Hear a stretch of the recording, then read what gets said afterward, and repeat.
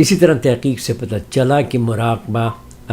جو لوگ کرتے ہیں باقاعدگی سے، جو اپنے معمول میں اس کو شامل کرتے ہیں، ان میں درد کو کنٹرول کرنے کے لیے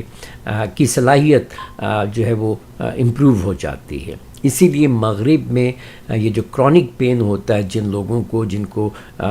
پرانی دردیں جس کو ہم کہتے ہیں، اس کے لیے مراقبہ اور دھیان کی مشقیں استعمال کی جاتی ہیں۔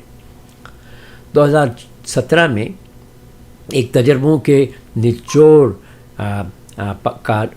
کا نچوڑ پبلش ہوا، یعنی ایک میٹا انالیسس پبلش ہوا، جس کے مطابق یہ